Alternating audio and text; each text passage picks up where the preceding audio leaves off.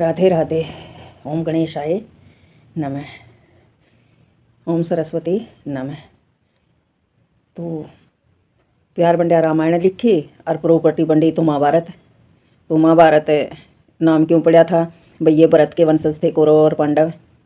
तो नारायणम नमस्कृत्य नरम चैव नरोत्तमम देवीं सरस्वतीं व्यासम ततो जयमुद्रियेत। अंतर्यामी नारायण स्वरूप भगवान श्री कृष्ण, उनके सखा अर्जुन, उनकी लीला प्रकट करने वाली भगवती सरस्वती और उनके वक्ता भगवान व्यास को नमस्कार करके आसुरी संपत्तियों का नाश करके अंतःकरण पर विजय प्राप्त करने वाले महाभारत ग्रंथ का पाठ अवश्य करना चाहिए। ओम नमो भगवते वासुदेवाय। ओम नमः पितामहाय। ओम नमः प्रजापतिभ्य। ओम नमः श्री कृष्ण देव उपनाय। ओम नमः सर्वविघ्नाय केभ्यम। लोमर्षण के पुत्र उग्रश्रवा सूत वंश के श्रेष्ठ पौराणिक थे। वे एक बार जब नैमिषारण्य क्षेत्र में कुलपति शौनक 12 वर्ष तक सत्संग कर रहे थे, तब उग्रश्रवा बड़ी विनय के साथ सुख से बैठे हुए ब्रह्म ऋषियों के पास आए। जब तपस्वी ऋषियों ने देखा कि उग्रश्रवा हमारे आश्रम में आ गए हैं, तब उनसे चित्तर विचित्र कथा सुनने के लिए उन लोगों ने उसे घेर लिया। उग्रश्रवा ने हाथ जोड़कर सबको प्रणाम किया। सत्कार पाकर उनकी तपस्या के संबंध में कुशल प्रश्न किए। सब ऋषि मुनियों ने अपने अपने आसन पर विराजमान हो गए और उनकी आज्ञा अनुसार वे भी आसन पर बैठ गए। जब वे सुखपूर्वक बैठकर विश्राम कर चुके, तब किसी ऋषि ने कथा का प्रसंग प्रस्तुत करने के लिए उनसे यह प्रश्न किया कि हे सूतनंदन, आप कहाँ से आ रहे हो? आपने अब तक का समय कहाँ व्यतीत किया?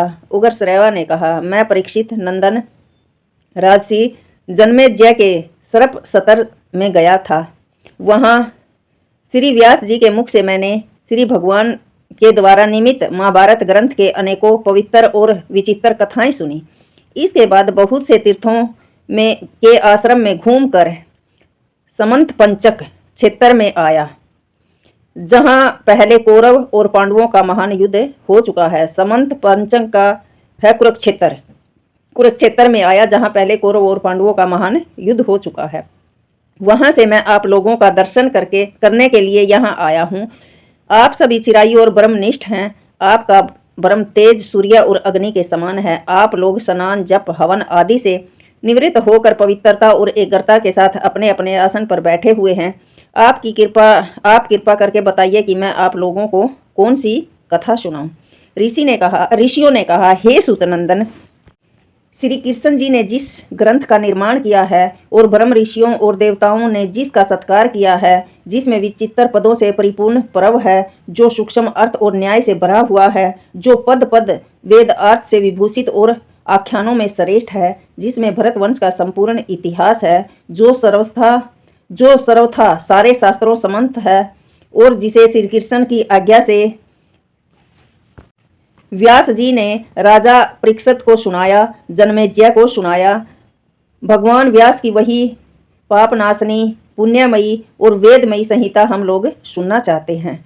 उग्रश्रवा ने कहा, भगवान श्री कृष्ण ही सबके आदि हैं। वे अंतर्यामी, सर्वेश्वर, समस्त यज्ञों का भोगता, सबके द्वारा प्रशंसित परम सत्य और ओमकार स्वरूप ब्रह्म है। वे ही सनातन व्यक्त एवं अव्यक्त स्वरूप है। वे ही असत और सत हैं। वे सत असत दोनों हैं और दोनों से परे भी हैं। वे ही विराट और विषव हैं।